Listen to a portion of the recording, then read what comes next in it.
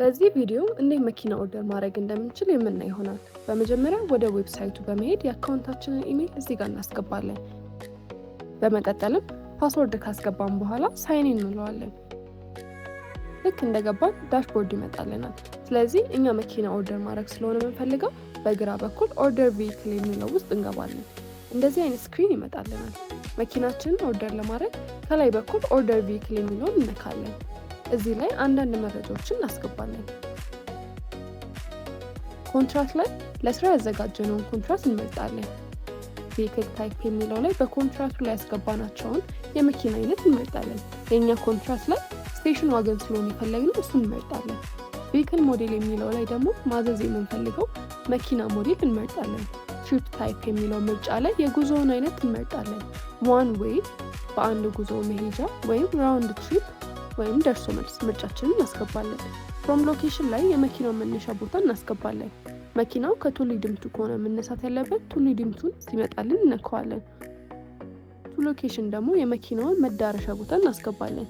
ከቱሉ ዲምቱ ተነስቶ ጀሞ አንድ እንዲሄድ ከሆነ የምንፈልገው ጀሞ አንድ ብለን ስንጽፍ የሚመጣልን እንመርጣለን።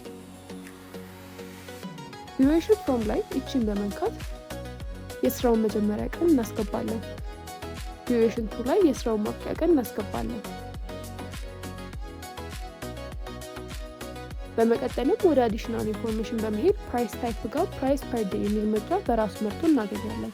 ይህም ማለት የምንከፍለው ሂሳብ በቀን እንደሚታሰብ ነው የሚነግረን። አጠገቡ ደግሞ ዩኒት ፕራይስ ጋር በኮንትራታችን ላይ ያስገባነው በአንድ መኪና ስንት እንደምንከፍል ያሳየናል። ወደ ታች ስንወርድ ዲስታንስ ጋር ከመነሻው እስከ መዳረሻው ምን ያህል ኪሎ ሜትር እንደሆነ ያሳየናል። ሴሌክት ሩት የሚለው ስንት ኪሎ ሜትር በአማካይ ምን ያህል ሰዓት እንደሚፈጅና መንገዱን ይነግራቸዋል። እኛ በመረጥነው ላይ እዚህ ጋር እንደምታዩት አዲስ አዳማ ኤክስፕረስ ዌይ ነው የሚጠቀመው።